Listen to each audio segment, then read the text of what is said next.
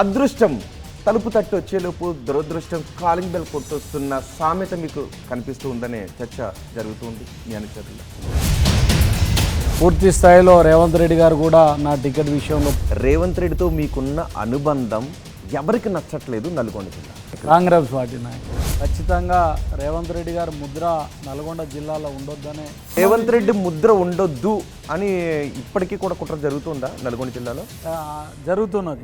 నల్గొండ జిల్లా మొత్తం కాంగ్రెస్ స్వీప్ చేసింది, ఒక్క మీ నియోజకవర్గం తప్ప. మీకు టికెట్ రాలేదని మీరు రామరెడ్డి దామోదర్ రెడ్డి గెలవకుండా ఏమైనా కుట్ర చేశారా, లేదంటే సపోర్ట్ చేయకుండా ఆయన దూరంగా ఉన్నారా? ఇక్కడ ఓడిపోవడానికి కారణాన్ని అంటే మీ జిల్లాలో సూర్యాపేటలో మీకు అన్యాయం జరిగింది రేవంత్ వర్గమే, అలాగే తుంగదుర్తిలో కూడా అద్దంకి దయాకర్ జరిగింది. అద్దంకి కూడా రేవంత్ రెడ్డి ముఖ్య అనుచరులో ఒకడు. ఎందుకంటే మా ఇద్దరికి కూడా రేవంత్ రెడ్డి గారు ముద్ర ఉండటం కూడా నష్టం జరుగుతున్నట్టు అనిపిస్తుంది. సీఎం రేవంత్ రెడ్డి లండన్లో మాట్లాడుతా బీఆర్ఎస్ పార్టీని 100 అడుగుల లోతు భూస్థాపితం చేస్తానని మాట్లాడుతున్నారు. ఎందుకు ఈయన ఫ్రస్ట్రేషన్లో ఉన్నారా? ఏది పడితే అది మాట్లాడే క్రమంలో సూర్యాపేట అభ్యర్థి రామరెడ్డి దామోదర్ రెడ్డి ఓడిపోతున్నాడు అనే మాట మీ చెవును పడ్డ క్షణంలో మీ రియాక్షన్ ఏంటి? దీంట్లో నా స్వార్థం కూడా ఏంటంటే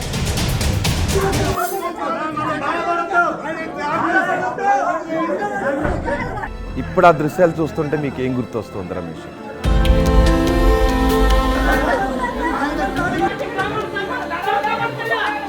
మళ్ళీ ఒకసారి మీరు ఏడిపించే పని చేస్తారు.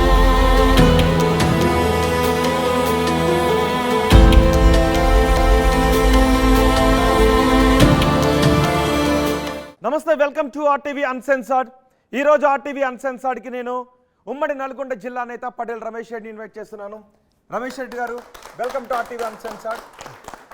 పటేల్ రమేష్ రెడ్డి ఆయన రాజకీయ జీవితాన్ని టీడీపీతో ప్రారంభించారు. 2017లో ఆయన కాంగ్రెస్లో చేరి ప్రస్తుత తెలంగాణ ముఖ్యమంత్రి రేవంత్ రెడ్డితో కలిసి అడుగులు వేస్తూ ఉన్నారు. చాలా సందర్భాల్లో అదృష్టం ఆయన తలుపు తట్టి వస్తూ ఉంటే అంతకంటే ముందే దురదృష్టం కాలింగ్ బెల్ కొడుతూ ఉంది. 2018 ఎన్నికల్లోనూ కూడా ఎమ్మెల్యే టికెట్ అన్నారు, ఆ తర్వాత ఎంపీ టికెట్ను ఆశపెట్టారు. కానీ ఆ ఎన్నికల్లో ఆయన పోటీకి దూరంగా ఉండాల్సి వచ్చింది. ఆ తర్వాత 2023 ఎన్నికల్లో సూర్యాపేట ఎమ్మెల్యే టికెట్ను ఆశించారు. కానీ రామరెడ్డి దామోదర్ రెడ్డి రూపంలో ఆ టికెట్ ఎత్తుకుపోవడంతో ఆయన ఆ రోజు కన్నీటి పర్యంతమయ్యారు కూడా. ఆ రోజు ఆయనకు స్పష్టమైన హామీ ఇచ్చారు, లేఖ రాసిచ్చారు, ఎంపీ టికెట్ ఇస్తాము అని. కానీ ఇప్పుడు జానారెడ్డి కుమారుడి రూపంలో మరోసారి దురదృష్టం కొంచెం దూరంగా కనిపిస్తూ ఉంది. ఈసారి ఎంపీ టికెట్ వస్తుందా రాదా? ఈసారి ఎంపీ టికెట్ రాకపోతే ఆయన రాజకీయ పయనం ఏ విధంగా ఉండబోతుంది? ఇవన్నీ కూడా ఈ రోజు ఆర్టీవీ అన్సెన్సార్డ్లో పటేల్ రమేష్ రెడ్డితో మాట్లాడి తెలుసుకుందాం. రమేష్ రెడ్డి గారు నమస్తే. రమేష్ రెడ్డి గారు ఎలా ఉన్నారు? బాగున్నారా? రమేష్ రెడ్డి గారు, ఎప్పుడు 2018 నుంచి అదృష్టం తలుపు తట్టి వచ్చేలోపు దురదృష్టం కాలింగ్ బెల్ కొట్టొస్తున్న సామెత మీకు కనిపిస్తూ ఉందనే చర్చ జరుగుతుంది మీ అనుచరుల్లో. వాస్తవంగా 2009లో కూడా నేను టికెట్ ఆశించిన. ఆ రోజు తెలుగుదేశం టీఆర్ఎస్ అలయన్స్లో టీఆర్ఎస్కి అలాట్ కావడంతో ఆ రోజు కూడా దురదృష్టం వచ్చింది. 2014 వచ్చేటప్పటికి నేను తెలుగుదేశం టికెట్ తెచ్చుకున్నా కూడా అక్కడ ఉన్న సంకినేని వెంకటేశ్వరరావు గారు పొత్తులో భాగంగా టీడీపీ బీజేపీ పొత్తులో భాగంగా నాకు టికెట్ ఇస్తే ఆ రోజు వెంకటేశ్వరరావు గారు అనైతికంగా బీజేపీ రెబల్ క్యాండిడేట్గా పోటీ చేసి ఆ రోజు నేను నేరో మార్జిన్లో ఓడిపోవడానికి కారణమై ఆ రోజు కూడా కొంత దురదృష్టం వెంటాడటం జరిగింది.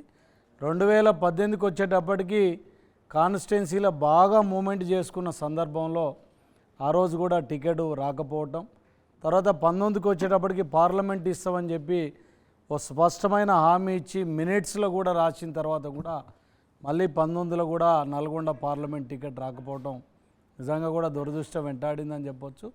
23లోనైతే మీ అందరికీ తెలుసు, పూర్తి స్థాయిలో రేవంత్ రెడ్డి గారు కూడా నా టికెట్ విషయంలో పట్టుబట్టి చివరిగా రాష్ట్రంలోనే చివరి టికెట్గా అనౌన్స్ కావటం మళ్ళీ కూడా నాకు దురదృష్టం వెంటాడటం, మళ్ళీ నేను ఇండిపెండెంట్గా నామినేషన్ వేయటం, దాని తర్వాత రేవంత్ రెడ్డి గారు కానీ వేం నరేందర్ రెడ్డి గారు, కోమటిరెడ్డి వెంకటరెడ్డి గారు వీళ్ళందరూ కూడా నన్ను మాట్లాడి మళ్ళీ విత్డ్రా చేసుకునే సందర్భంలో ఈసారి ఖచ్చితంగా నల్గొండ పార్లమెంట్ ఇస్తామని చెప్పి కూడా హామీ ఇవ్వటం జరిగింది. ఆ హామీ రాతపూర్వకంగా ఇచ్చినట్టున్నారు? రాతపూర్వకంగా ఈసారి లేటెస్ట్గా జరిగింది ఏంటంటే ఈసారి రాతపూర్వకమైన హామీ ఇవ్వటం జరిగింది. ఉందా రాతపూర్వక పత్రం మీ దగ్గర? యాక్చువల్గా ఉన్నది. ఆ రోజు మీ టీవీలో కూడా లైవ్లో పెట్టడం జరిగింది. ఆ రోజు నేను విడ్రా అయ్యే రోజు మల్లు రవి గారు, రోహిత్ చౌదరి గారు రావటం జరిగింది. ఆ రోజు వాళ్ళు అంటే డిస్ప్లేలో కూడా ఉంది, మీ దగ్గర కూడా ఫైల్లో ఉంది. ఎవరు సంతకాలు చేశారు అందులో? ఒకటి ఉత్తమ్ కుమార్ రెడ్డి గారు, సో నాకేం ఆబ్జెక్షన్ లేదు, నల్గొండ పార్లమెంటుకు రమేష్ రెడ్డికి నేను సపోర్ట్ చేస్తున్నానని చెప్పి ఒక లెటర్ ఇవ్వటం జరిగింది. మా దామోదర్ రెడ్డి గారు, ఆయన కూడా సపోర్ట్ చేస్తూ ఆయన లెటర్ ఇవ్వటం జరిగింది. కోమటిరెడ్డి వెంకటరెడ్డి గారు ఓవరాల్గా సపోర్ట్ చేస్తూ, రాజగోపాల్ రెడ్డి గారు కూడా ఓవరాల్గా సపోర్ట్ చేస్తూ నాకు వాళ్ళు ఓవరాల్గా సపోర్ట్ చేయటం జరిగింది. ముఖ్యంగా ఆ రోజు మరి కేసీ వేణుగోపాల్ గారు అందరి సమక్షంలోనే నాకు ఢిల్లీ నుంచి ఫోన్లో మాట్లాడి ఒక స్పష్టమైన హామీ, నల్గొండ పార్లమెంటు విషయంలో నేను హామీ ఇస్తున్నా, 100% మీకు టికెట్ ఇస్తాం, మీరు విడ్రా కండి, ఎందుకంటే ఈ విషయంలో రేవంత్ రెడ్డి గారు కూడా బాధపడ్డారు, ఖచ్చితంగా మీకు న్యాయం చేసే బాధ్యత అని చెప్పి వాళ్ళు ఆ రోజు నాకు ఫోన్లో కూడా హామీ ఇవ్వడం జరిగింది. ఒకవేళ ఆ రోజు వాళ్ళు ఆ హామీ రాతపూర్వకంగా ఇవ్వకపోయి ఉండుంటే మీరు నామినేషన్ విత్డ్రా చేసుకుని ఉండకపోయి ఉండేవారా?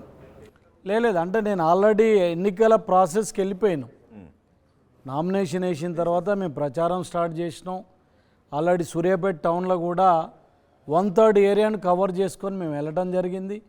మేము అన్ని అంటే ఆటోలు కానీ అన్ని ప్రచారం ముందుకెళ్ళే క్రమంలో వాస్తవంగా మేము కూడా ఊహించలే ఆ రోజు వీళ్ళు వస్తారని, కానీ మేము విడ్రా అవుతామని కూడా ఊహించలేదు. అది అనుకోని పరిణామం. అంటే మేము స్పష్టంగా మేము ముందుకెళ్తున్నామని కూడా చెప్పిన క్రమంలో లాస్ట్ మినిట్లో 10-10:30కు మరి మాకు తెలవకుంటేనే మల్లు రవి గారు, రోహిత్ చౌదరి గారు రావడం జరిగింది. ఆ రోజు మీరు అందరూ కూడా చూసిండ్రు, నా అభిమానులు కానీ పార్టీ అభిమానులు కూడా పెద్ద ఎత్తున గొడవ చేసి విడ్రా కావద్దని చెప్పి చివరికి మా ఇంటి అద్దాలు కూడా పలకొట్టడం జరిగింది. సో ఏ పరిస్థితుల్లో కూడా మేము విడ్రా కావడానికి సిద్ధంగా లేము. అది అనుకోని పరిస్థితులలో చివరి మినిట్లో అలా జరగడం జరిగింది. కానీ ఆ రోజు మీరు చాలా భావోద్వేగానికి గురయ్యారు. ఏంటి అంటే చూసేవాళ్ళు కూడా మీ అనుచరులు కూడా కన్నీళ్ళు పెట్టుకున్న పరిస్థితి కనిపించింది. ఎందుకు అంత భావోద్వేగానికి లోనయ్యారు? అంటే నేను రాజకీయాలను నిజంగా జీవితంగా భావించి నేను ప్రయాణం చేస్తున్నాను. నేను రాజకీయాలకు వచ్చి 28 ఇయర్స్ అయింది. నేను గ్రామ సర్పంచ్గా, అంటే నేను హైదరాబాద్లో ఇంజనీరింగ్ కంప్లీట్ అయిన తర్వాత రాజకీయాలను అంటే ఒక సేవాభావంతో చేయాలి, ఓ డెవలప్మెంట్ కాన్సెప్ట్లు అని చెప్పి నేను రాజకీయాలకు రావడం జరిగింది. 95 ఆ రోజు సర్పంచ్గా రావడం జరిగింది. ఏడ్ చేశారు అందుకే ఎందుకంటే నా రాజకీయ జీవితం 28 ఇయర్స్ అయింది. 28 ఇయర్స్ నుంచి నేను ఆ ప్రాంతాన్ని నమ్ముకొని, ప్రజల్ని నమ్ముకొని నేను ప్రయాణం అవుతున్నాను. ఈ 28 ఇయర్స్లో వేల మంది, లక్షల మంది నాకు నా అడుగులో అడిగేస్తూ నన్ను ఫాలో అవుతూ వచ్చిండ్రు. వాళ్ళకి న్యాయం చేయాల్సిన బాధ్యత, నా ప్రాంతానికి న్యాయం చేయాల్సిన బాధ్యత నా మీద ఉంది. నేను న్యాయం చేయాలనంటే నేను ఏదో ఒక రోజు పొజిషన్లు ఉండాలి. నేను రాజకీయంగా కనుక పొజిషన్లో లేకపోతే ఆర్డినరీ మనిషిగా నేను ఎక్కువ చేయలేను. కాబట్టి మళ్ళీ నేను మిస్ అయిపోయినా, నా ప్రజలకు నేనేం చేయలేకపోతున్నా, వేల మంది నన్ను ఒక ఎమ్మెల్యేగా చూడాలి, ఈ ప్రాంతానికి డెవలప్మెంట్ చేయాలనే దాంట్లో నేను చేసిన శ్రమంతా వృధా అయిపోతుందని చెప్పి నేను ఆవేదనకు గురి కావడం జరిగింది. ఓకే, ఆ రోజు మీ ఆవేదనను ఒక్కసారి మేము గుర్తు చేస్తాను. ఒకసారి మీరు పడ్డ ఆవేదన ఒకసారి ప్లే చేద్దాం. ఈరోజు అంటే మా పెద్దలు కూడా వచ్చి మాట్లాడటం జరిగింది, కాంప్రమైజింగ్కు మాట్లాడటం జరిగింది.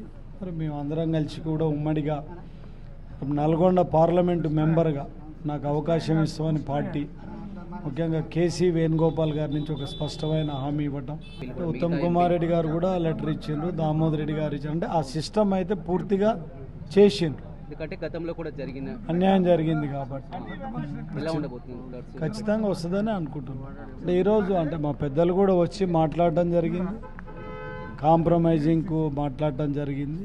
మరి మేము అందరం కలిసి కూడా ఉమ్మడిగా నల్గొండ పార్లమెంటు మెంబర్గా నాకు అవకాశం ఇస్తామని పార్టీ ముఖ్యంగా కేసీ వేణుగోపాల్ గారి నుంచి ఒక స్పష్టమైన హామీ ఇవ్వటం, ఉత్తమ్ కుమార్ రెడ్డి గారు కూడా లెటర్ ఇచ్చిండ్రు, దామోదర్ రెడ్డి గారు ఇచ్చారు. అంటే ఆ సిస్టమ్ అయితే పూర్తిగా చేసిండ్రు. ఎందుకంటే గతంలో కూడా జరిగిన అన్యాయం జరిగింది కాబట్టి ఎలా ఉండబోతుంది? ఖచ్చితంగా వస్తుందని అనుకుంటున్నాను. ఎస్, అంతకుముందు మీరు ఇంట్లో మిమ్మల్ని మీ చుట్టూ ఉన్న మీ అనుచరులు ఓదార్చడం కష్టమైంది. ఇంకొకసారి అలాంటి ఘటన రిపీట్ కాదు అని అనుకుంటున్నారా మీరు? అంటే పూర్తిగా నమ్మకం ఉన్నది. అంటే పార్టీ సిస్టమ్ మీద కూడా అంటే ప్రతిసారి కూడా నాలాంటి అంటే డెడికేటెడ్ వర్కరు పార్టీని నమ్ముకొని ప్రజల్ని నమ్ముకొని ప్రయాణం అయ్యే క్రమంలో ప్రతిసారి అన్యాయం జరుగుద్దని అనుకుంటలేను. ముఖ్యంగా రేవంత్ రెడ్డి గారు నేను నమ్ముకున్న నాయకుడు. ఎందుకు ప్రతిసారి అన్యాయం జరుగుతుంది? ఎందుకు జరుగుతుంది? మీకు కుట్ర జరుగుతుందా లేకపోతే కాకతాళీయంగా అలా పరిణామాలు లేదు, ఒకలాంటి కుట్ర కూడా అనొచ్చు.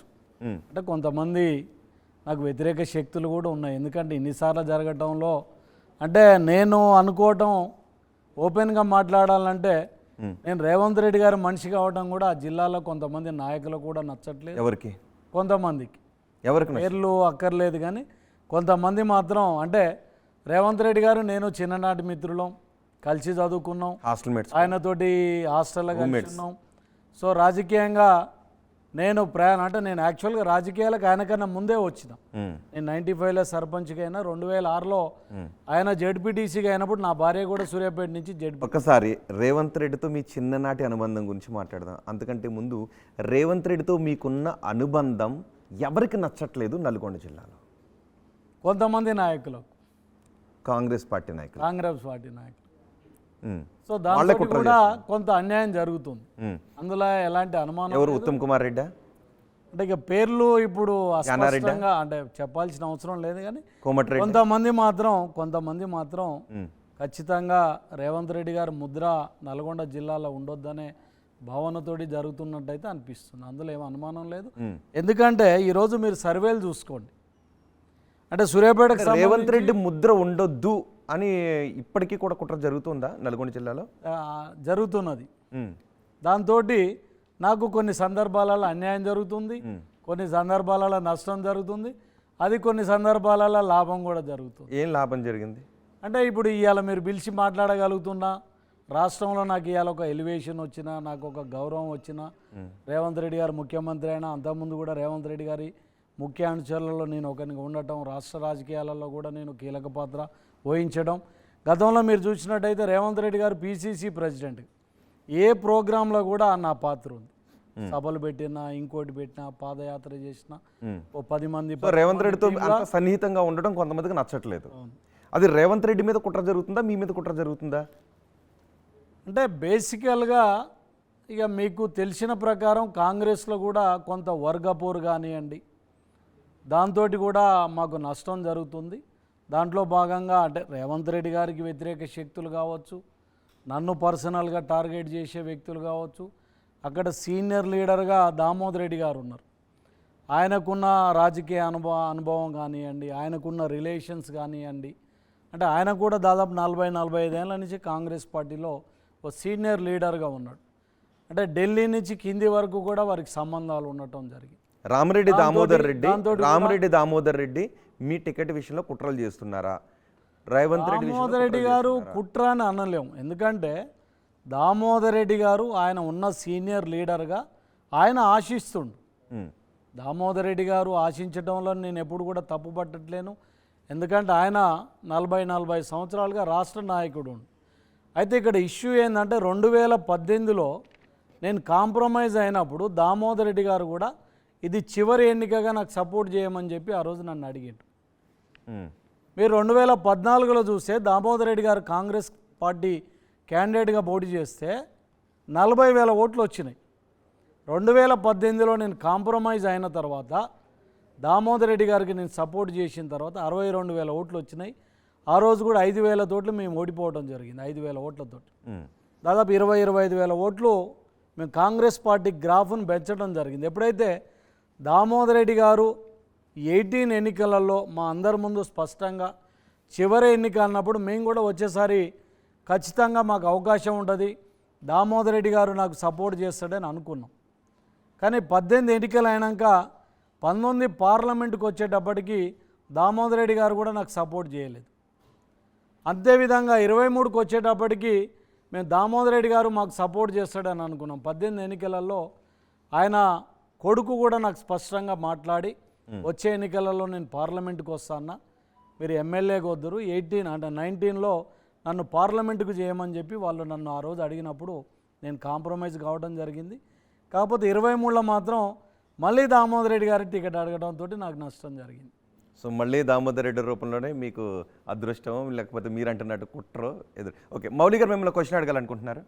యా రమేష్ రెడ్డి గారు, నల్గొండ జిల్లా మొత్తం కాంగ్రెస్ స్వీప్ చేసింది, ఒక్క మీ నియోజకవర్గం తప్ప. మీకు టికెట్ రాలేదని మీరు రామరెడ్డి దామోదర్ రెడ్డి గెలవకుండా ఏమైనా కుట్ర చేశారా, లేదంటే సపోర్ట్ చేయకుండా ఆయన దూరంగా ఉన్నారా? అంటే ఇప్పుడు పొలిటికల్ సిస్టంలో మీరు అన్నట్టు ఏదో ఇట్లా చేతులు ఊపితే ఓట్లు మారే రోజులు లేవు. ఇదంతా ఆధునిక యుగం అయిపోయింది. వాట్సాప్లో వచ్చినాయి, సోషల్ మీడియా వచ్చింది. అంటే ఈరోజు నేను మ్యాక్సిమము నేను చెప్తే కూడా ఓ 500 నుంచి 1000 ఓట్లు కూడా మారే పరిస్థితి ఉండదు. ఎందుకంటే ప్రతి ఒక్కరికి కూడా అవగాహన వచ్చింది, చదువుకున్నారు, ప్రతి ఒక్కరికి కూడా స్పష్టంగా అవగాహన ఉంది. ఇవాళ ఎవరైనా నేను ఓడగొట్టినని చెప్తే రాష్ట్రంలో ఎవరైనా అది అబద్ధమే. ఎందుకంటే ఈరోజు ఇంత గాలి ఉండి నల్గొండలో ఊహించని సీట్లు కూడా అంత మెజార్టీ వచ్చి అంటే గెలవటం జరిగింది. ఇక్కడ ఓడిపోవడానికి కారణాన్ని అంటే మీరే విశ్లేషించాలి. అంటే అది మీరేమనుకుంటున్నారు, కారణం ఏంటి? అంటే కారణం స్పష్టంగా చెప్పినాం, అంతకుముందు కూడా చెప్పినాం. అక్కడ బలంగా ప్రజలందరూ కూడా లోకల్ ఫీలింగ్ ఉంది. సూర్యాపేటలో స్థానికత మీద చాలా ఉన్నారు. 40-50 ఏళ్ళ నుంచి సూర్యాపేటలో అందరూ కూడా తుంగతుర్తి నుంచి బయట ప్రాంతాల నుంచి వచ్చి అక్కడ ఎమ్మెల్యేలుగా గెలుస్తున్నారు.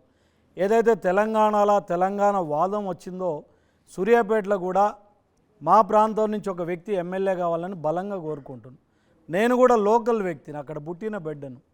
సో వాళ్ళకు బాగా ఫీలింగ్ ఉంది, రమేష్ రెడ్డికి రావాలి, రమేష్ రెడ్డికి చేయాలి, ఇన్నిసార్లు అన్యాయం జరుగుతుంది, కావాలని ఒక బలమైన కోరిక కూడా ప్రజల నుంచి ఉన్నది. కానీ మీరు చెప్పలేదా మీ కార్యకర్తలకు, మీ అభిమానులకు? నా అభిమానులందరూ కూడా దామోదర్ రెడ్డికి ఓటేయమని మీరు చెప్పారా?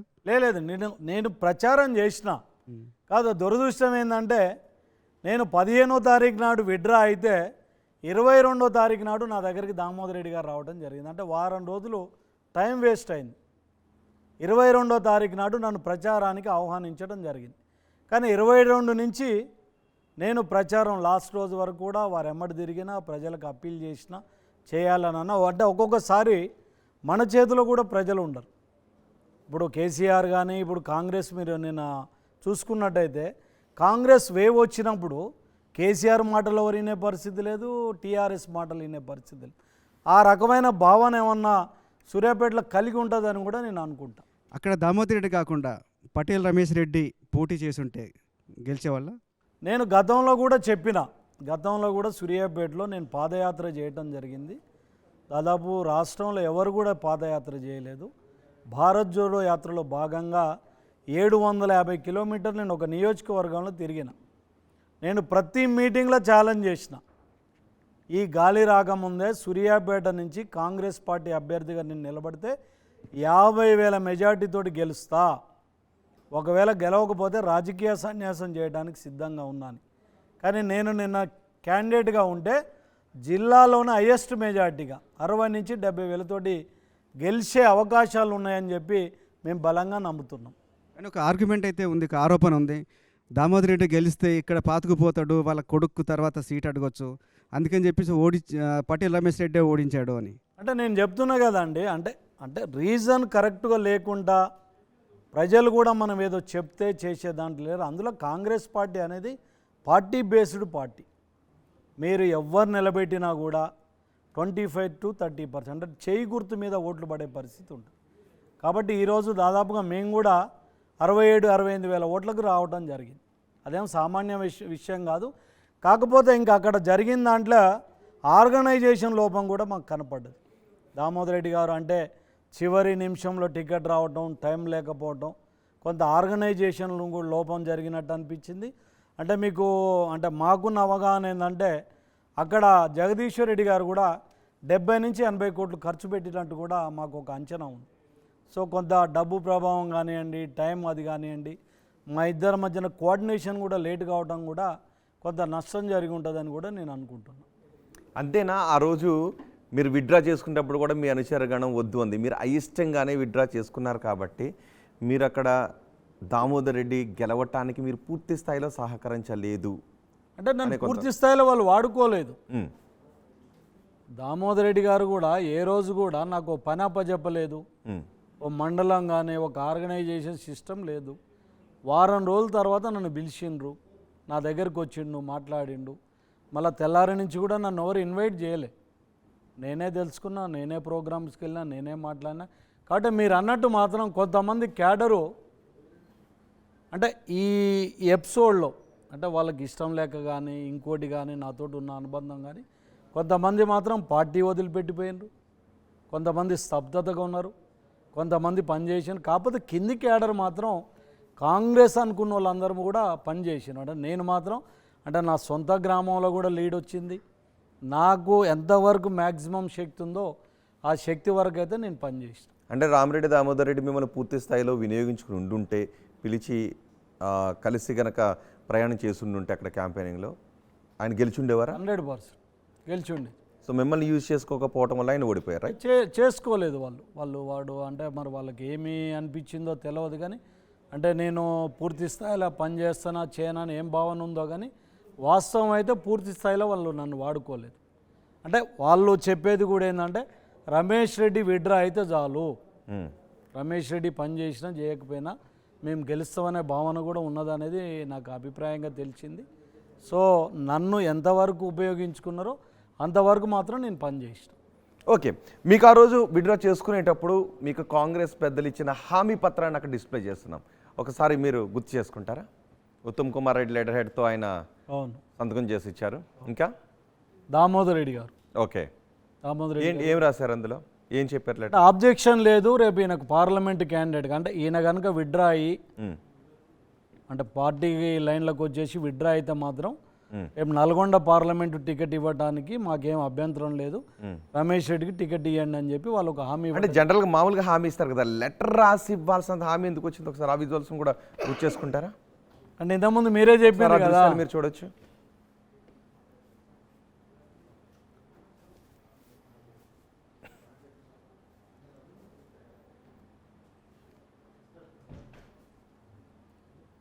ఇప్పుడు ఆ దృశ్యాలు చూస్తుంటే మీకు ఏం గుర్తు వస్తుంది రమేష్ రెడ్డి గారు? మళ్ళీ ఒకసారి మీరు ఏడిపించే పని చేస్తారు అంతే తప్ప ఏముండదు. మీరు చాలా భావోద్వేగానికి గురయ్యారు, వాస్తవంగా మీ ఫ్యామిలీ మెంబర్స్ భావోద్వేగానికి గురయ్యారు, ఆ రోజు మీ అనుచరులు భావోద్వేగానికి గురయ్యారు. టీవీలో చూస్తున్న చాలా మంది చాలా చోట్ల నుంచి అన్యాయం జరిగిందనే భావన చాలా మంది భావోద్వేగానికి గురయ్యారు. కాంగ్రెస్ సార్లు అన్యాయం జరగటం తోటి అంటే అందరికి ఇప్పుడు అక్కడ ఉన్న దాంట్లో మా అన్నయ్య ఉన్నాడు, ఆయన అమెరికాలో ఉంటాడు, ఆయన దాదాపుగా పోయి కూడా 35 సంవత్సరాలు అవుతుంది. మా వదిన కూడా అక్కడ డాక్టరు. అంటే మేము రాజకీయాలను రాజకీయ యాంగిల్లో కాకుండా ఒక ప్రజాసేవ చేయాలని చెప్పి ఈ దాదాపుగా 30 సంవత్సరాలు కూడా అంటే ఆయన సంపద కానీ మేము కానీ ఎక్కడ చిన్న అవినీతి మచ్చ కానీ ఎక్కడ ఏది లేకుండా మేము చేయాలని చెప్పి అందరం కూడా కష్టపడి ఒక యజ్ఞంలాగా పనిచేస్తున్నాం. కాబట్టి అక్కడ ఉన్న అన్నయ్య మా అన్నయ్య కూడా అమెరికా నుంచి ఎలక్షన్స్ కోసం 3 నెలల ముందు రావడం. అవును, అంటే ఖచ్చితంగా బంధువులు శ్రేయోభిలాషులు వస్తారు. నేను అడిగేది అది కదా, మిమ్మల్ని అంతగా ఏడిపించింది కాంగ్రెస్ పార్టీనా రామిరెడ్డి దామోదర్ రెడ్డా? అంటే దామోదర్ రెడ్డి గారు అని కాదు, వాస్తవంగా పార్టీ కూడా మనకు అంటే టికెట్ ఇవ్వకపోవడం జరిగింది. తర్వాత దామోదర్ రెడ్డి గారు కూడా 2018లో కనుక ఆయన ఏం మాట ఇచ్చిండో దాని మీద నిలబడకపోవడం కూడా బాధ వేసింది. మరి జిల్లాలో ఉన్నంతమంది కాంగ్రెస్ సీనియర్ నేతలు మీకు సపోర్ట్ రాలేదా? ఇంకెవరు రాలేదా? మిమ్మల్ని ఒంటరిని చేశారా? అంటే ఇక్కడ మీకు చెప్పినా కదా, అంటే ఒక రకమైన సిస్టమ్ కూడా ఇక్కడ అంటే నల్గొండ జిల్లా అంటే కాంగ్రెస్ పార్టీలో పెద్ద లీడర్లు ఉన్నారు. మీరు గతంలో కూడా చూస్తే 2-3 సందర్భాలలో రేవంత్ రెడ్డి గారు నల్గొండ జిల్లాకు వస్తాయంటే కూడా రానియని సందర్భాలు మనం మాకు అక్కర్లేదు మాకు లేదని చెప్పి చెప్పడం జరిగింది. సో అక్కడ ఉన్న పెద్ద లీడర్లు కూడా అంతమంది పీసీసీ ప్రెసిడెంట్గా చేసిండ్రు, సిఎల్పి నాయకులుగా ఉన్నారు, రాష్ట్ర నాయకులుగా ఉన్నారు. కాబట్టి సో రేవంత్ రెడ్డి గారి లీడర్షిప్ విషయంలో అంటే మాలాంటి వాళ్ళం మరి వస్తే ఇంకేదన్నా జరుగుద్దని ఆబ్జెక్షన్లు ఉన్నారో తెలియదు. కానీ వాస్తవంగా నా టికెట్ విషయంలో మాత్రం కోమటిరెడ్డి వెంకటరెడ్డి గారు మాత్రం అవుట్రైట్గా మీదేసుకొని నాకు అవుట్రైట్గా చేయడం జరిగింది. ఆయనకు నాకు చిన్నప్పటి నుంచి కూడా నాకు రెడ్డి హాస్టల్ కూడా ఆయన సీనియర్గా ఉండే అవుట్రైట్గా నాకు సపోర్ట్ చేయడం జరిగింది. రాజగోపాల్ రెడ్డి గారు కూడా నాకు సపోర్ట్ చేయడం జరిగింది. కాకపోతే ఆయన మళ్ళీ బీజేపీలోకి పోయి రావటం లేటుగా కావడం కూడా నాకు కొద్దిగా నష్టం జరిగింది. వాళ్ళు మాత్రం నాకు అవుట్రైట్గా సపోర్ట్ చేయడం జరిగింది, కోమటిరెడ్డి బ్రదర్స్. ఓకే, ప్రసాద్ మిమ్మల్ని క్వశ్చన్ అడగాలనుకుంటున్నారు. మీరేమో ఇంజనీరింగ్ చేశారు, రేవంత్ రెడ్డి ఎక్కడ మీకు క్లాస్మేట్, మీ ఇద్దరు ఎక్కడ రూమ్మేట్స్? అంటే మేము రెడ్డి హాస్టల్లో రూమ్మేట్స్ము. అంటే అక్కడ రెడ్డి హాస్టల్ల పరిస్థితి ఏంటంటే ఆల్ స్టూడెంట్స్ ఉంటారు, ఇంజనీరింగ్ కానీ డిగ్రీ కానీ, అంటే అన్ని కాలేజెస్లో అప్పుడు అన్ని రెసిడెన్షియల్ కాలేజెస్ లేకుండే అన్ని కాలేజెస్ ఇంజనీరింగ్ కానీ డిగ్రీ కానీ ఇంటర్మీడియట్ నుంచి ఉంటారు. కాబట్టి అప్పుడు ఏబీ కాలేజీలో వాళ్ళు డిగ్రీ చదువుతుండే రేవంత్ రెడ్డి గారు, నేను డక్కన్ కాలేజీలో ఇంజనీర్, అంతా సేమ్ బ్యాచ్. సో అట్లా మేమందరం కూడా కలిసి ఒక 20-30 మంది ఒక టీమ్గా అప్పటి నుంచే కలిసి ఫ్రెండ్గా కంటిన్యూ అవుతుండే. రేవంత్ రెడ్డితో ఫ్రెండ్షిప్ ఎలా ఉండేదండి? అంటే అప్పుల్లో డిగ్రీలో ఏ విధంగా ఉండేవారు? రేవంత్ రెడ్డి గారు మొదటి నుంచి కూడా చాలా తెలివికల్ల వ్యక్తి, బాగా స్పీడ్గా ఉంటుండే, ఇటు చదువుకుంటూ కూడా వ్యాపార రంగంలో కూడా మొదటి నుంచి వస్తుండే, లీడర్షిప్ క్వాలిటీస్ కూడా బాగుంటుండే. అప్పుడు బిజినెస్ చేస్తుండే, తర్వాత చదువులో కూడా యాక్టివ్గా ఉంటుండే, మా టీంలో కూడా యాక్టివ్గా ఉంటుండే, బాగా బాగా అంటే యాక్టివ్గా. ఏ బిజినెస్ చేసేవారండి? అంటే అప్పట్లో ఆయనకు స్క్రీన్ ప్రింటింగ్ కానీ ప్రింటింగ్ ప్రెస్లు కూడా ఉంటుండే బర్కత్పుర దగ్గర. అప్పుడు ఆఫ్సెట్ మిషన్స్ అవి ఇవి ప్రింటింగ్ లైన్లో ఎక్కువ ఉంటుండే అప్పుడు స్టార్టింగ్లో. అంటే మీ జిల్లాలో సూర్యాపేటలో మీకు అన్యాయం జరిగింది రేవంత్ వర్గమే, అలాగే తుంగదుర్తిలో కూడా అద్దంకి దయాకర్కి జరిగింది. అద్దంకి కూడా రేవంత్ రెడ్డి ముఖ్య అనుచరులో ఒకడు. అంటే రేవంత్ వర్గానికి ఎందుకు అన్యాయం జరిగింది, మీకు కానీ అద్దంకి దయాకర్కి కానీ? అంటే వాస్తవంగా నిన్న దయాకర్ విషయంలో కూడా అదే జరుగుతుంది. ఎందుకంటే మా ఇద్దరికి కూడా రేవంత్ రెడ్డి గారు ముద్ర ఉండటం కూడా నష్టం జరుగుతున్నట్టు అనిపిస్తుంది. పాపం ఆయనకు అనౌన్స్ చేసింది కూడా నేను ఒక పేపర్లో చూసిన, ఒక పేపర్లు ఇచ్చిండ్రు. ఆయనకు అనౌన్స్ అయినాక కూడా నల్గొండ జిల్లాకు సంబంధించిన కొంతమంది పెద్ద లీడర్లు మళ్ళీ దాన్ని మాట్లాడి క్యాన్సిల్ చేయించిందని. అంటే మా మీద రేవంత్ రెడ్డి గారు ముద్ర ఉండటం కూడా మాకు నష్టం జరుగుతున్నట్టుంది.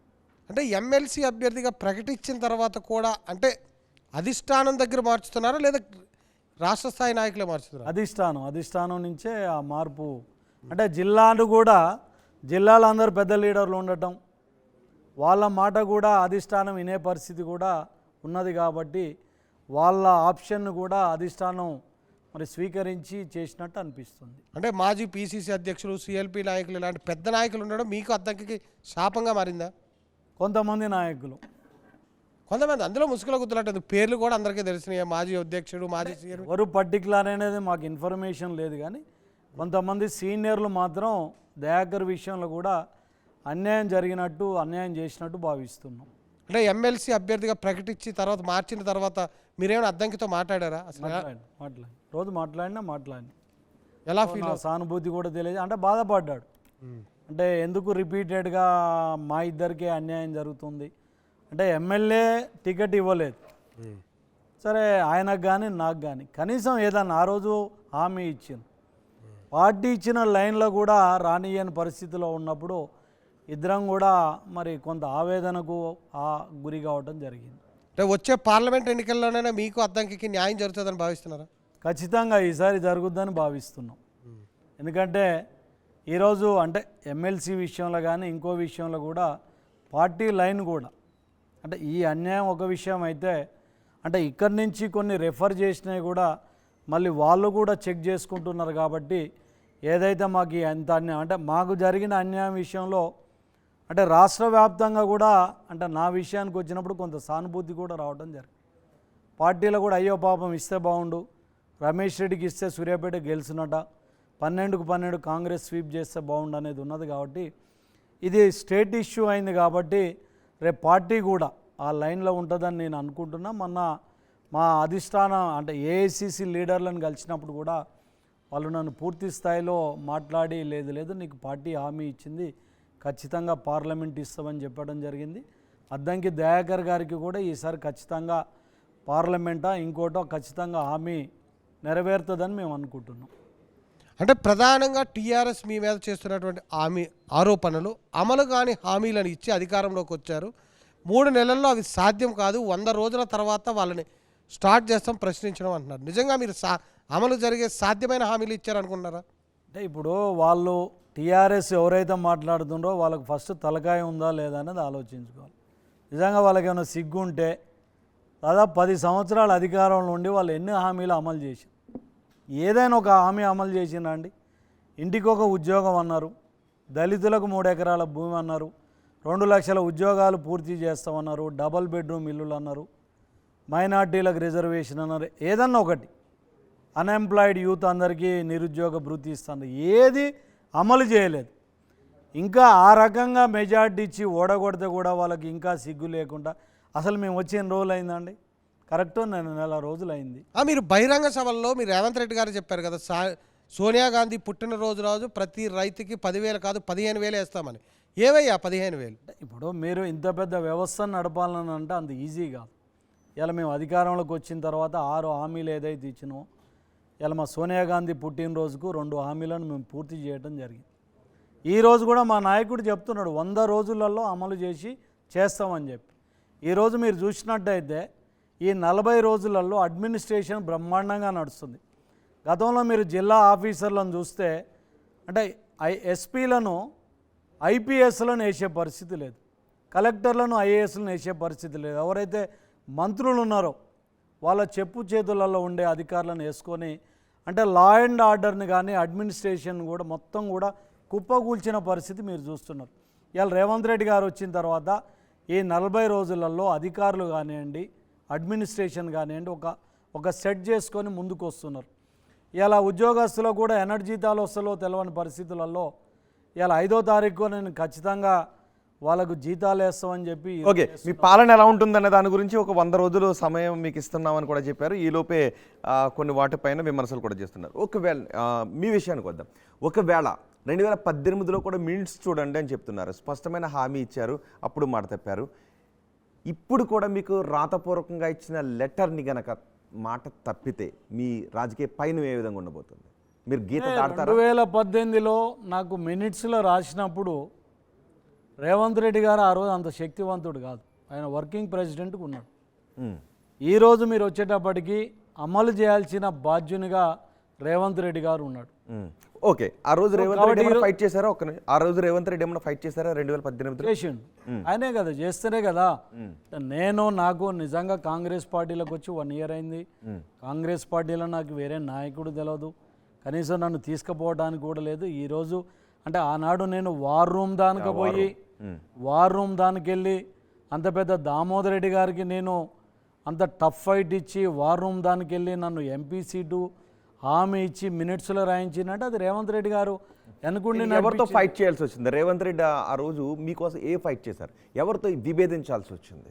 అంటే ఆ రోజు పిసిసి ప్రెసిడెంట్గా ఉన్న ఉత్తమ్ కుమార్ రెడ్డి గారు, ఆయన మా జిల్లా నాయకుడు, రాష్ట్రంలో పిసిసి అధ్యక్షునిగా ఉన్నాడు కాబట్టి ఉత్తమ్ కుమార్ రెడ్డి గారు ఆ రోజు అంటే నా విషయానికి వచ్చినప్పుడు దామోదర్ రెడ్డి గారు అయితేనే ఆడ బాగుంటుంది, సీనియర్గా ఉన్నాడు, దామోదర్ రెడ్డికి టికెట్ కావాలని చెప్పి ఉత్తమ్ కుమార్ రెడ్డి గారు మరి ఆయన ప్రపోజల్ పెట్టినప్పుడు నేను రేవంత్ రెడ్డి గారిని నమ్ముకొని వచ్చిన కాబట్టి నా ప్రపోజల్ని రేవంత్ రెడ్డి గారు తీసుకురావడం జరిగింది. సో ఏం జరిగింది వార్ రూమ్లో ఆ రోజు? అంటే ఏం లేదు, అంటే కింది నుంచి పైదానిగా తీసుకెళ్ళటం జరిగింది. సో నేను కూడా బలమైన నాయకుడిని, ఒకవేళ నన్ను కనుక అక్కడ నెగ్లెక్ట్ చేస్తే దామోదర్ రెడ్డి గారు కూడా గెలవడం కష్టంగా ఉంటుంది.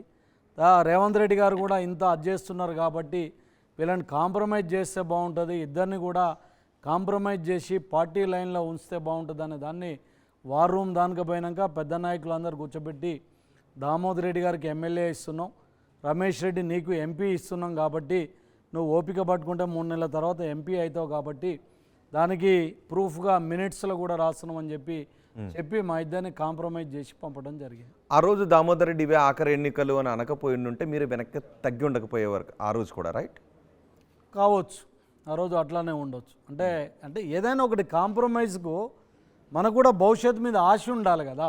ఓకే, ఈరోజు రేపు ఒకవేళ ఎంపీ టికెట్ మీకు ఇవ్వకపోతే, ఎందుకంటే జానారెడ్డి కుమారుడు కూడా నాకు అంటూ ఆయన కూడా పోటీలోకి వస్తున్నాడు, ఏదైనా ఈక్వేషన్స్లో నల్గొండలో నా మాట నడవడం లేదు, రేవంత్ రెడ్డి స్నేహితుని కావడం కొంత దురదృష్టం వెంటాడుతుంది, కుట్రలు జరుగుతున్నాయని మీరు అంటున్నారు. రేపు అవే కుట్రలు జరిగితే గీత దాటడానికి మళ్ళీ సిద్ధంగా ఉన్నారా? అంటే రేవంత్ రెడ్డి గారి మీద నాకు పూర్తి విశ్వాసం ఉంది, నమ్మకం ఉందండి. ఈరోజు ఆయన ముఖ్యమంత్రిగా ఉన్నాడు, పిసిసి ప్రెసిడెంట్గా ఉన్నాడు.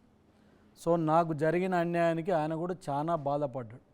అంటే ఏ రోజు కూడా ఆయన బాధపడటం మేము వినలేదు, చూడలేదు. బాధపడ్డారు ఆయన?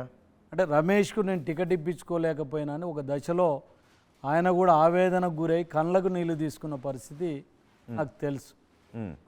నాకంటే నేను ఆయనకున్న నేను గర్వంగా చెప్పగలుగుతాను, ఈ పార్టీలో ఒక సిన్సియర్ వర్కర్గా, ఓ 10 మంది 20 మంది వెళ్తే ఈ రాష్ట్రంలో నేను ఒకరిని ఉంటాను. ఆ రకంగా ఆయన సభ్యత్వాల విషయంలో కానీ ఆయన మీకు ఫోన్ చేసి మాట్లాడారా ఆయన ఆ బాధతో ఆ బాధ చేసిండు, మాట్లాడిండు. ఏమన్నా ఎం నరేందర్ రెడ్డి గారిని నాకు దగ్గరికి పంపించిండు, మాట్లాడిండు.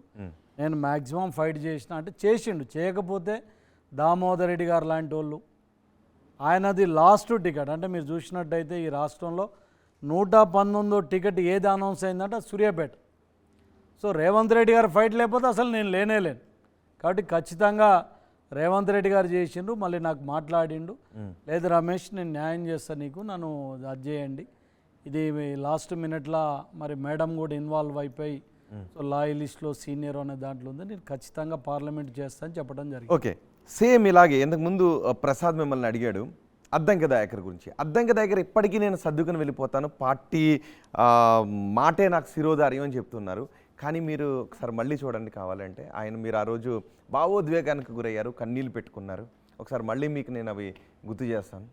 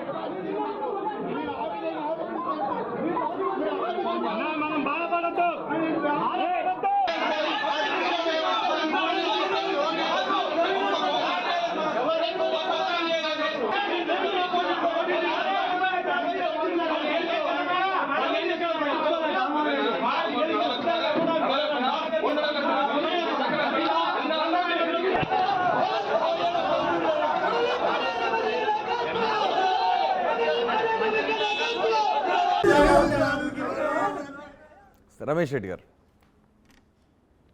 సో మళ్ళీ రేపు ఇంకో నలుగురు వచ్చి నామినేషన్ వేయడానికి 2 రోజుల ముందు కాంప్రమైజ్ కండి అనే సిచ్యువేషన్ వస్తుందా? అంటే ఈసారి ఖచ్చితంగా అది వస్తుందని నేను అనుకోను. ఎందుకంటే రేవంత్ రెడ్డి గారిని అంటే నేను నమ్ముకున్న నాయకుడు ఆ ఇచ్చే స్థానంలో ఉన్నాడు కాబట్టి ఖచ్చితంగా నాకు న్యాయం చేస్తాడని పూర్తి నమ్మకం ఉంది. సో సెకండ్ థాట్ అయితే లేదు. ఖచ్చితంగా రేవంత్ రెడ్డి గారు నేను చాలా సందర్భాలలో కలిసినా మాట్లాడినాం. అంటే మీరు ఏదైతే జానారెడ్డి గారు అంటున్నారో అంటే కాంగ్రెస్ పార్టీలో అడిగే హక్కు అందరికీ ఉంది, అడుగుతారు. ఇప్పుడు జానారెడ్డి గారు కొడుకు కూడా మొన్న మిర్యాలగూడెం టికెట్ అడిగినప్పుడు కూడా అంటే పార్టీ లైన్లో ఇవ్వలేని పరిస్థితి ఉంది. ఈరోజు పార్టీ కూడా ఫ్యామిలీకి 2 టికెట్లు 3 టికెట్లు అనే దాంట్లో కూడా ఆలోచిస్తుంది. సో జానారెడ్డి గారు కానీ కొడుకు కానీ ఆల్టర్నేటివ్ కూడా చాలా పదవులు ఉన్నాయి. అంటే ఒక ఎమ్మెల్యే ఎంపీ అనేది కాదు కాబట్టి ఖచ్చితంగా పార్టీ వాళ్ళకు కూడా గౌరవమైన స్థానం ఇస్తుంది. నాకు కూడా పీసీసీ అధ్యక్షుడిగా రేవంత్ రెడ్డి ఉండగానే మీకు అద్దంకి దయాకర్కి అన్యాయం జరిగింది. ఇప్పుడు ముఖ్యమంత్రి ఆయనే, పీసీసీ అధ్యక్షుడు ఆయనే, మళ్ళీ అన్యాయం జరిగితే మీ పరిస్థితి ఏంది? అంటే మాకు టికెట్ ఇచ్చే టైంలో ఆయన పీసీసీ ప్రెసిడెంట్గా కొట్లాడిండు, ఆయన ఒక స్పష్టమైన హామీ తీసుకున్నాడు. కాబట్టి ఈసారి అన్యాయం జరుగుద్దని కాదు. అంటే ఆ రోజు ఉన్న దాంట్లో ఆయన పీసీసీ ప్రెసిడెంట్గా మ్యాక్సిమం చేసిండు. కానీ ఈరోజు కూడా మళ్ళీ అదే జరుగుద్దని అయితే అనుకోను. అంటే ఆల్రెడీ జరిగింది కదా, మీ ఎవరైతే అద్దంకి దయాకర్ ఉన్నాడో పేరు వచ్చింది ఎమ్మెల్సీ అభ్యర్థిగా ఎమ్మెల్యే కోటాలో, మళ్ళీ జరిగిపోయింది. రేవంత్ రెడ్డే కదా ముఖ్యమంత్రి, మీ నాయకుడే కదా ముఖ్యమంత్రి, ఏం చేయగలిగాడు? అంటే మరి ఆయనకి ఇంకేదో పెద్ద పదవి ఇస్తారని చెప్పి ఆపిన్లనే దాంట్లో ఉన్నారు కాబట్టి ఇది వాస్తవంగా ఇంకేమైనా పెద్దది ఇస్తుందా లేదా అనేది చిన్న గీత ఒక 2-3 నెలల్లో తెలుస్తుంది. అంటే ఖచ్చితంగా న్యాయం చేస్తారులేండి, అట్లా ఏముండదు. ప్రతిసారి కూడా అన్యాయం జరుగుద్ది అనేది ఏం లేదు. నిజంగా మీరు అన్నట్టు అన్యాయమే చేసుకుంటూ పోతే అప్పుడు మేమేం యాక్షన్ ప్లాన్ చేయాలనే దాన్ని భవిష్యత్తు నిర్ణయిస్తుంది. మీరు రేవంత్ వర్గంలో ఉన్నారు. ఈరోజు కేటీఆర్ ఉదయం మాట్లాడుతూ రేవంత్ రెడ్డి మరో షిండియే కాబోతున్నాడు, మహారాష్ట్రలో జరిగినట్టే ఇక్కడ కూడా కాంగ్రెస్ పార్టీని నట్టేడు ముంచుతాడు అంటున్నారు. వాస్తవేనా? అంటే ఈరోజు కాంగ్రెస్ పార్టీలో రేవంత్ రెడ్డి గారు వచ్చిన తర్వాతనే ఈ పార్టీ పూర్వవైభవం వచ్చింది. రేవంత్ రెడ్డి గారికి షిండే కావాల్సిన అవసరం లేదు, ఇంకోటి కాదు. ఈరోజు ఏంటంటే కేటీఆర్ కూడా మతి భ్రమించినట్టుంది, ఏం మాట్లాడుతుండో అర్థం కావట్లేడు.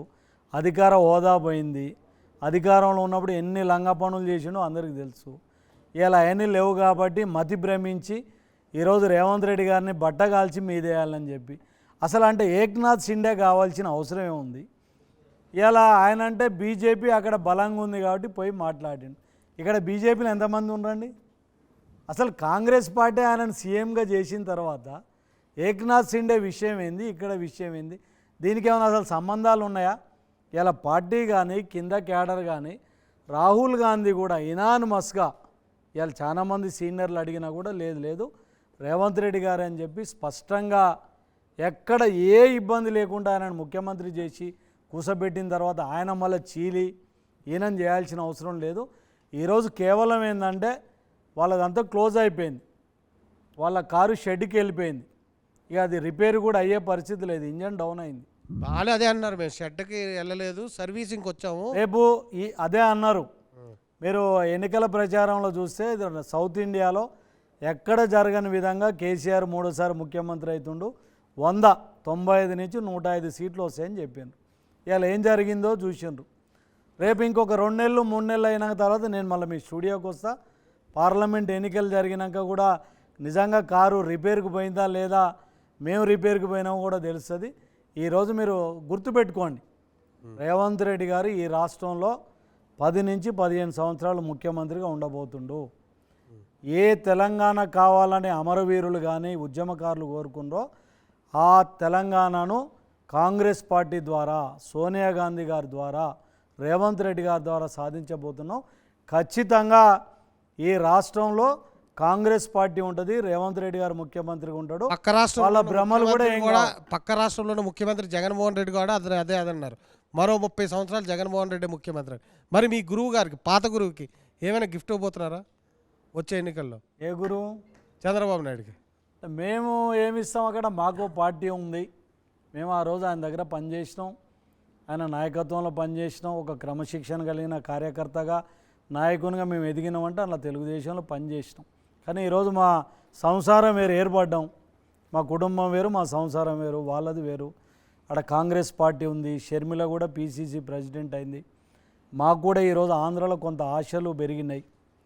కాబట్టి అలా ఖచ్చితంగా రేవంత్ రెడ్డి గారు కానీ మేము కానీ ఖచ్చితంగా అక్కడ కాంగ్రెస్ పార్టీకి కృషి చేస్తాం తప్ప చంద్రబాబు నాయుడు గారిని అంటికేసుకొని రావాల్సిన అవసరం లేదు, ఆయనకేదో చేయాల్సినంత అవసరం కూడా ఉండదు. కానీ సీఎం రేవంత్ రెడ్డి లండన్లో మాట్లాడుతా కేటీఆర్ హరీష్ రావు గురించి, బిల్లా రంగా అని, చార్లెస్ శోభరాజ్ అని బీఆర్ఎస్ పార్టీని 100 అడుగుల లోతు భూస్థాపితం చేస్తానని మాట్లాడుతున్నారు. ఎందుకు ఈయన ఫ్రస్ట్రేషన్లో ఉన్నారా? ఫ్రస్ట్రేషన్ ఏం లేదు. మీరు ఈ మధ్య చూసినట్టయితే అంటే కనీసం 1 నెల రోజులు కూడా కాకుండానే ముఖ్యమంత్రి గారి మీద ఇష్టం వచ్చినట్టు మాట్లాడటం. ఈరోజు అదానీ అనేట ఆయన ఒక వ్యాపారవేత్తగా మేము చూస్తున్నామండి. ఆయన తప్పులు చేసిండ్రా ఒప్పులు చేసిండ్రా మాకున్న అభిప్రాయాలు చెప్పిండ్రు రాహుల్ గాంధీ. అంత మాత్రాన ఈ రాష్ట్రంలో పెట్టుబడులు పెడతామంటే వద్దనే పరిస్థితి ఉండదు కదా. ఆయన వెళ్ళినప్పుడు ఆల్రెడీ వాళ్ళు ఇక్కడ పెట్టుబడులు పెట్టి ఉన్నారు, దాన్ని ఎక్స్టెన్షన్ చేసే క్రమంలో మాట్లాడితే ఏది పడితే అది మాట్లాడే క్రమంలో ఈరోజు రేవంత్ రెడ్డి గారు కూడా కౌంటర్ ఇవ్వాల్సి వచ్చింది. వాస్తవమే కదా, వెనకడ బిల్లా రంగాలు అనేటోళ్ళు గజ దొంగలు ఉంటుండే. ఇలా కేటీఆర్ కానీ హరీష్ రావు గారు కానీ ఈ రాష్ట్రాన్ని దోసుకున్నారు.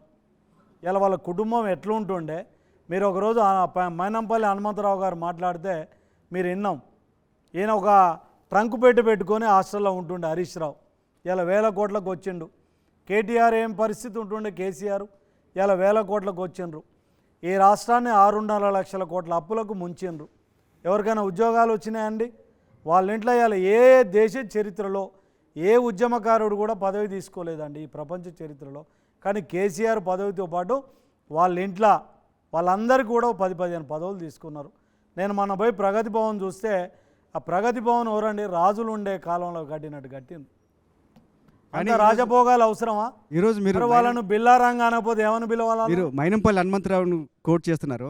ఇదే మైనంపల్లి హనుమంతరావు 4 నెలల క్రితం వరకు వాళ్ళతో కలిసి ప్రయాణం చేసి వాళ్ళని పొగినవాడే కదా. నేను మైనంపల్లి హనుమంతరావు అంటలేను, ఆయన హిస్టరీ చెప్పిన క్రమాన్ని నేను ఎగ్జాంపుల్గా చెప్తున్నా. ఆయన ఆ రోజు చెప్పింది వాస్తవంగా హరీష్ రావు గారు గతంలో ట్రంక్ పెట్టుకొని హాస్టల్లో నా వద్దకు వచ్చిన అనే మాట నేను చెప్తున్నా.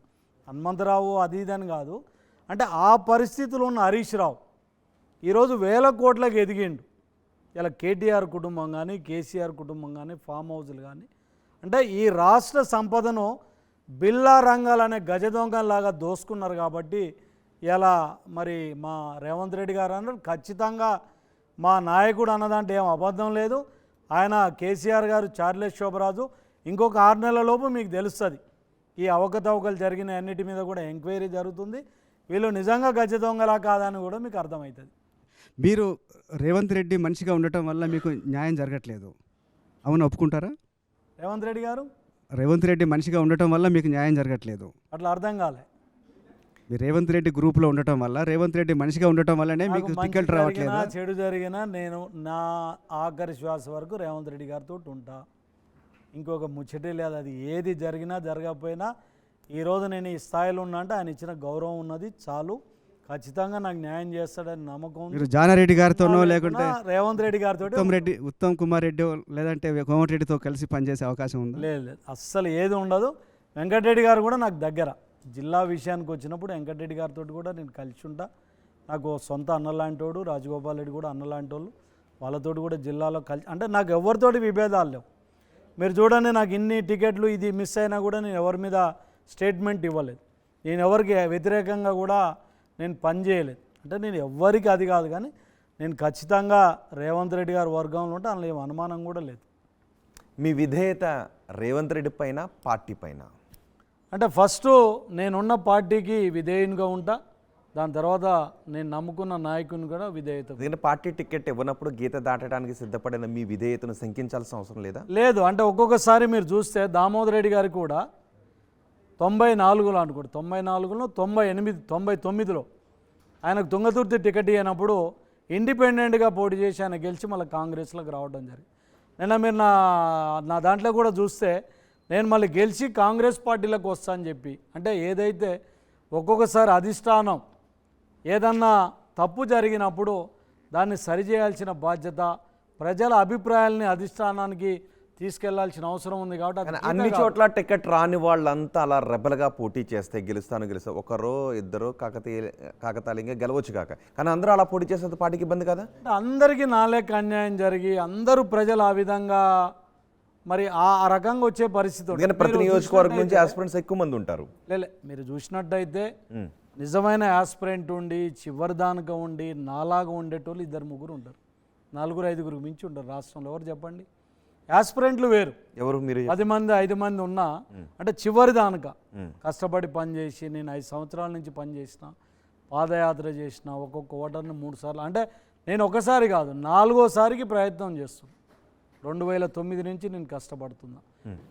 ఎందుకంటే అద్దంకి దయాకర్ నాకు టికెట్ ఇవ్వకపోయినా నేను ఇలాగే ఉంటాను, కాంగ్రెస్ పార్టీతో నా పైన నా విధేయత కాంగ్రెస్ పార్టీ పైనే అని అద్దంకి దయాకర్ అంటున్నాడు. మీ జిల్లానైతే మీరు ఒకవేళ పార్టీ టికెట్ ఇవ్వకపోతే లైన్ దాటడానికి సిద్ధంగా ఉన్నాను అని చెప్పారు. లేదు, పార్టీని నేను ఆ రోజు చెప్పినా ఈ రోజు చెప్తున్నా, పార్టీ విధేయునిగానే ఉంటాం.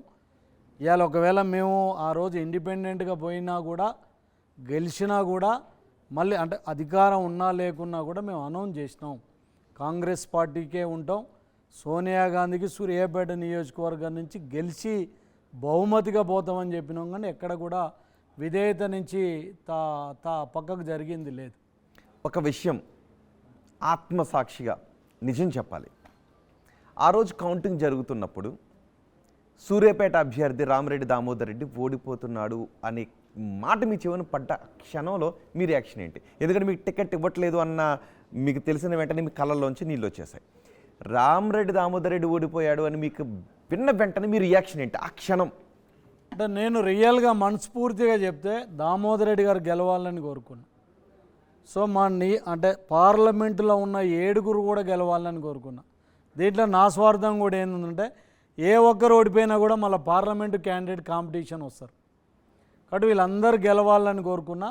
సూర్యాపేటలో కూడా పరిస్థితి ఏంటంటే ఒకవేళ దామోదర్ రెడ్డి గారు గెలిచినా కూడా నాకు వచ్చే నష్టం ఏం లేదు, నాకు చేసేది కూడా ఏముండదు. ఎందుకంటే నాకు ఆల్రెడీ నేను పార్లమెంట్ క్యాండిడేట్కి వస్తా కాబట్టి నేను కానీ నా వర్గాన్ని కానీ నేను చేసుకోగలుగుతా అని చెప్పి అనుకున్నాం.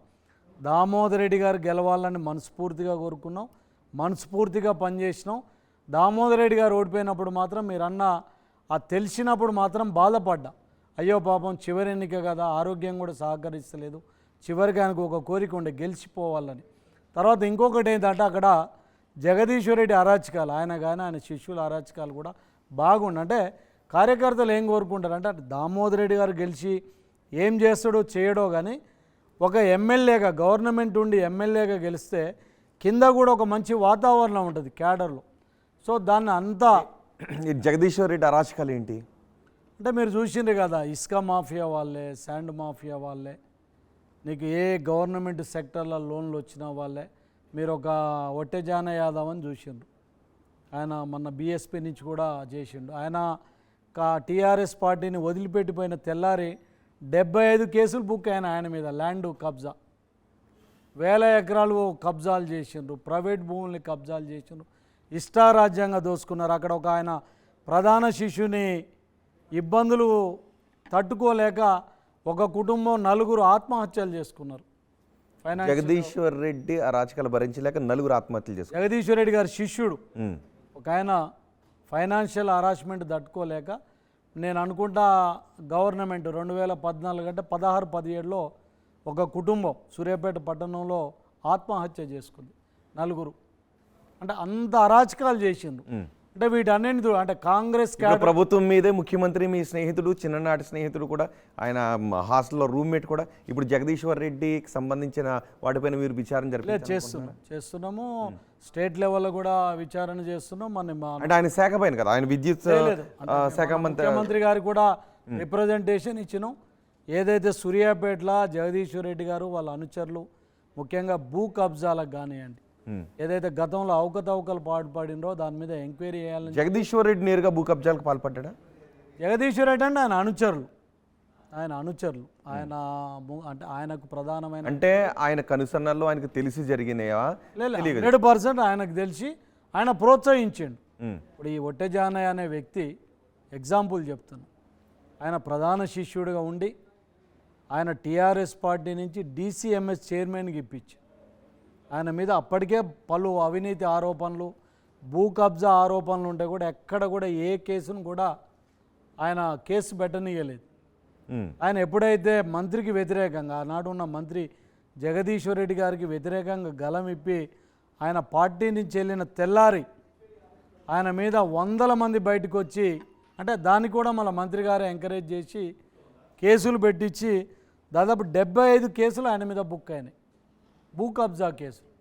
అంటే ఏ విధంగా జగదీశ్వర్ రెడ్డి గారి అనుచరులు ఆయన కనుసైగల్లో ఆయనకు తెలిసి జరిగిందో మీకు దీంతో స్పష్టంగా మీకు అవగాహన అవుతుంది. రెడ్డి శిల్ప మిమ్మల్ని క్వశ్చన్ అడగాలనుకుంటున్నారు. కేవలం జగదీశ్వర్ రెడ్డిని గెలిపించడం కోసమే దామోదర్ రెడ్డికి టికెట్ ఇచ్చారని మీరు గతంలో చేశారు.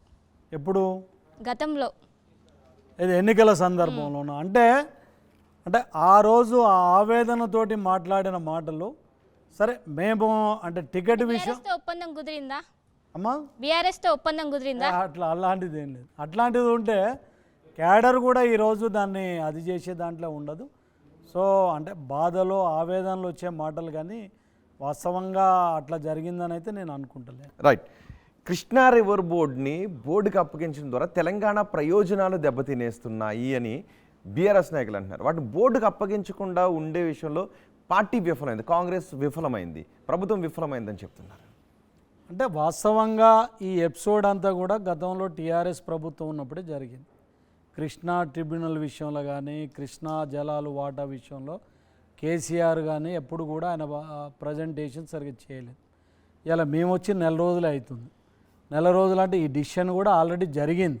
అంటే ఇప్పటికిప్పుడు జరిగిన డిసిషన్ కాదు. కాబట్టి ఈరోజు మా ముఖ్యమంత్రి గారు నోటిఫికేషన్ వచ్చినప్పటి నుంచి మేము వ్యతిరేకిస్తూనే ఉన్నాము, ఇప్పుడు అప్పగించే పరిస్థితికి వచ్చినా కూడా మీరు ఏం అడ్డుకోవడం లేదు. ఈ ఇష్యూ కూడా గత 10 సంవత్సరాల నుంచి నడుస్తుంది. ట్రిబ్యునల్ వేయటం కానివ్వండి, దాని మీద జరుగుతుంది. అంటే ఇప్పుడు ఏదైతే జరిగిందో దానికి బాధ్యత పూర్తిగా టీఆర్ఎస్ ప్రభుత్వం వహించాలంటే వాళ్ళు వాదనలు సరిగా వినిపించక, వాళ్ళు మనకున్న సమస్యల్ని పైకి దృష్టికి తీసుకుపోలేక ఇది జరిగింది. దీన్ని సరిచేయడానికి ఈరోజు మేము ఫైట్ చేస్తాం. ఇలా ముఖ్యమంత్రి గారు కూడా లండన్ నుంచి కూడా ఉత్తమ్ కుమార్ రెడ్డి గారికి డైరెక్షన్ ఇవ్వడం జరిగింది. ఈ విషయంలో న్యాయం జరిగేంత వరకు కూడా మా ముఖ్యమంత్రి గారు కూడా పోరాటం చేయడానికి సిద్ధంగా ఉన్నారు. రైట్. కౌశల్య మిమ్మల్ని క్వశ్చన్ అడగాలనుకుంటున్నారు. కౌశల్య, ఇప్పుడు వచ్చే లోక్సభ ఎన్నికల్లో బీఆర్ఎస్ దూసుకెళ్ళిపోతాము, పుంజుకుంటామని చెప్పి అంటున్నారు. సో నిజంగా వాళ్ళకి ఎన్ని సీట్లు వస్తాయి, ఎంతవరకు వాళ్ళు ముందుకెళ్తారని మీరు అనుకుంటున్నారు? అంటే ఇప్పుడు మేము మామూలుగా కూడా అన్ని సర్వేలు చూస్తే కాంగ్రెస్ పార్టీకి అనుకూలంగా ఉన్నట్టు అంటే మేము చెప్పటం కాదు.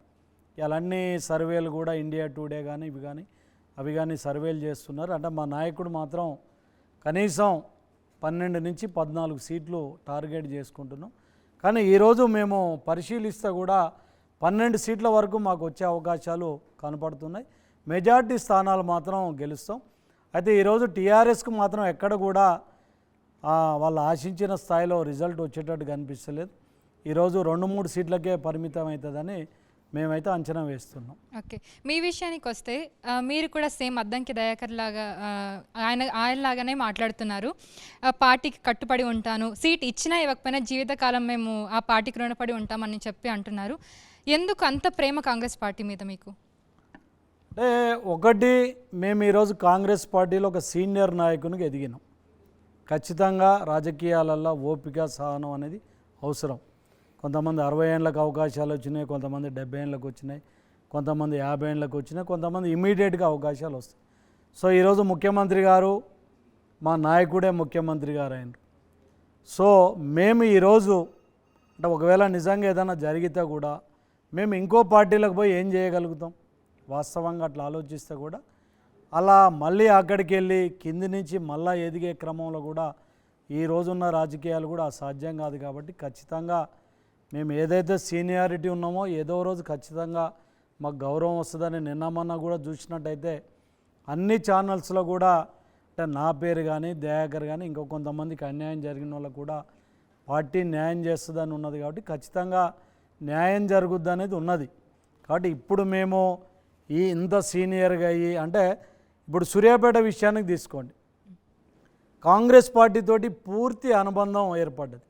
అంటే వాస్తవంగా నేను ఒక 30 నుంచి 40 వేల ఓట్లను శాసించగలిగే స్థాయికి వచ్చినాం.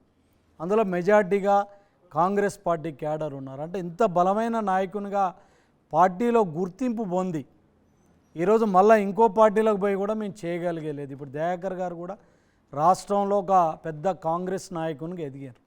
ఇలా ఇంకో పార్టీలకు పోతే కూడా ఈ గౌరవం కూడా ఉండే పరిస్థితి ఉండదు. కాబట్టి ఖచ్చితంగా ఎందుకు ఈ క్వశ్చన్ అంటే ఇలా మీలానే చాలా మంది నాయకులు కూడా చెప్పారు ఒక పార్టీకి కట్టుబడి ఉంటామని చెప్పి, తీరా ఇలా పార్టీ సీట్ ఇవ్వకపోవడం వలన వాళ్ళు వేరే పార్టీలోకి జంప్ అవ్వడం మనం చూస్తూనే ఉన్నాం. అలా మీ విషయంలో కానీ అద్దంకి దయాకర్ గారి విషయంలో కానీ జరగదని గ్యారంటీ ఇస్తారా? ఇక జరగదు, అయిపోయింది. ఎందుకంటే మొన్న బేసికల్గా మేము బాగా సీరియస్గా ట్రై చేసినా కూడా టికెట్ రాకపోయినా కూడా మాకు టీఆర్ఎస్ నుంచి కూడా ఆఫర్లు వచ్చినాయి. అయినా కూడా మేము పార్టీ మారడానికి సిద్ధంగా లేదు. నేను ఆ రోజు చెప్పినా ఈ రోజు చెప్పినా రిటైర్ అయిన అవుతాం కానీ పార్టీ మారే వ్యవస్థను అయితే క్వశ్చనే లేదు. ఈరోజు కూడా మేము చెప్తున్నాం భవిష్యత్తులో కూడా ఈ పార్టీలనే ఉండి కొట్లాడదాం, ఇట్లనే ఉంటాం కానీ ఇంకా పార్టీ మారటానికి మాత్రం మేము సిద్ధంగా లేవని చెప్పినాం. ఆ రోజు కూడా ఇండిపెండెంట్గా పోటీ చేయాలని అనుకున్నాం తప్ప ఏదో పార్టీలకు పోవాలనే దాంట్లో లేము. కాబట్టి ఖచ్చితంగా భవిష్యత్తులో కూడా నా మటుకు నేను రేవంత్ రెడ్డి గారి నాయకత్వంలో కాంగ్రెస్ పార్టీలో ఉంటాం. కాంగ్రెస్ పార్టీ మాకు న్యాయం చేస్తుందని కూడా ఖచ్చితంగా నమ్ముతున్నాం. ఈరోజు మేము అన్నానకపోయినా ఒక స్థానంలో ఉన్నాం పార్టీలో మేము ఆశించిన ఎమ్మెల్యే కాకపోవచ్చు కానీ ఆ సమాన స్థాయిలో మేము గౌరవం పొందుతున్నాం. సో ఖచ్చితంగా నల్గొండ ఎంపీ ఇవ్వలేము, ఎమ్మెల్సీ ఇస్తాము, కార్పొరేషన్ చైర్మన్గా ఇస్తామంటే మీరు అంగీకరిస్తారా? అంటే నేను అంతా కూడా పూర్తిగా రేవంత్ రెడ్డి గారి మీద భారం పెట్టినా, రేవంత్ రెడ్డి గారి నిర్ణయానికి కట్టుబడి ఉంటామని చెప్పినాం. ఆయన నా నాయకుడు, నా బాగోగులు నాకన్నా ఎక్కువ ఆయనకు తెలుసని పూర్తిగా నమ్ముతున్నాను. ఆయన ఏది ఇస్తే తీసుకుంటారు. ఆయన ఏ మాట చెప్పినా కూడా మొన్న నన్ను విడ్రా కమ్మని చెప్పిండు. దాంట్లో కూడా నేను విడ్రా అయినా, రేపు పార్లమెంటు సీట్ ఇస్తా అని చెప్పిండు. ఒకవేళ మీరు అన్నట్టు ఆయన ఏదన్నా కూడా శిరసా వహించడానికి నేను సిద్ధంగా ఉన్నా. ఓకే, ఏంటి రెడ్డి హాస్టల్ ఎవరెవరు ఉండేవారు? రేవంత్ రెడ్డి మీరు ఒకటే హాస్టల్ ఉండేవారా? ఒకటే. కోమటిరెడ్డి గారు మాకు సీనియర్. అంటే నేను అప్పటికి రేవంత్ రెడ్డి గారు రాలేదు. నేను 85లో నేను రెడ్డి హాస్టల్లో ఇంటర్మీడియట్లో జాయిన్ అయినప్పుడు 85, 87 మధ్యన కోమటిరెడ్డి వెంకటరెడ్డి గారు, సుధాకర్ రెడ్డి గారు, అప్పుడు ఆయన NSCI ప్రెసిడెంట్గా ఉంటుండే, వాళ్ళు అప్పటికి హాస్టల్ నుంచి వెళ్ళి గెస్ట్గా ఉంటుండే. ఓకే, ఆ తర్వాత మళ్ళీ రేవంత్ రెడ్డితో మేము డిగ్రీలకు వచ్చిన తర్వాత రేవంత్ రెడ్డి గారు రావడం జరిగింది. ఇప్పుడు వర్కింగ్ ప్రెసిడెంట్గా ఉన్న కుసుమ్ కుమార్ కూడా మా రెడ్డి హాస్టల్ అప్పుడు మా బ్యాచ్లనే అందరం కలిసి ఉంటుంటే. సో అప్పటి నుంచి అనుబంధం. ఓకే, ఆయన అప్పటి నుంచి యాక్టివ్ RSS భావజాలాలు కదా ఎవరు? రేవంత్ రెడ్డివి. అంటే వాస్తవంగా అది భావజాలం అనేది కాదు. చిన్నప్పుడు మాత్రం ఆయన కొంచెం ఏబీవీపీలో యాక్టివ్గా తిరుగుతుండే అంటే తెలిసి తెలియని వయసులో ఆ రోజు అంటే జనరల్గా చిన్నతనంలో మనకి ఎట్లా ఉండదండి, మన పేరెంట్స్ కానీ మన అన్నలు కానీ మన అక్కలు కానీ ఇన్ఫ్లుయెన్స్ ఉంటుంది కాబట్టి ఆ స్టార్టింగ్ దశలో మాత్రం కొంత ఏబీవీపీలో యాక్టివ్గా ఉంటుండే.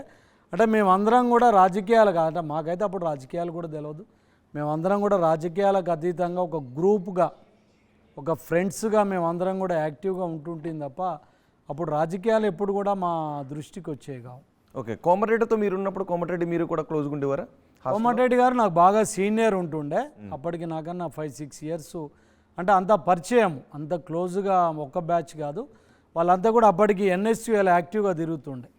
సో సుధాకర్ రెడ్డి గారు వాళ్ళందరూ కూడా గెస్ట్గా వస్తుండే, అదే కలిస్తే ఆయనే పరిచయం కానీ అంత క్లోజ్ కాదు. Okay, right. ఏది ఏమైనా నల్గొండ ఎంపీగా పటేల్ రమేష్ రెడ్డి పోటీ చేయబోతున్నాడు, రైట్? ఎస్, ఖచ్చితంగా. Right, thank you very much Ramesh Reddy గారు.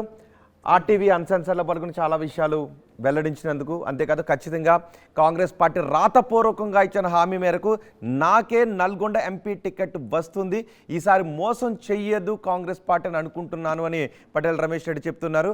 ఒకవేళ కాంగ్రెస్ పార్టీ మళ్ళీ మాట తప్పింది అంటే అది రాష్ట్ర వ్యాప్తంగా పెద్ద చర్చనీయాంశమయ్యే అంశంగా మారుతుంది. కాబట్టి కాంగ్రెస్ పార్టీ నాకే టికెట్ ఇస్తుంది, ఈసారి నేను మోసానికి గురికాను, దగాకి గురికాను, ఖచ్చితంగా అదృష్టం నన్ను వరిస్తుందని ఆశాభావం వ్యక్తం చేస్తున్నారు. ఇవి పటేల్ రమేష్ రెడ్డితో ఆర్టీవీ అన్సెన్సర్డ్ విశేషాలు. తాజా సమాచారం కోసం చూస్తూనే ఉండండి ఆర్టీవీ.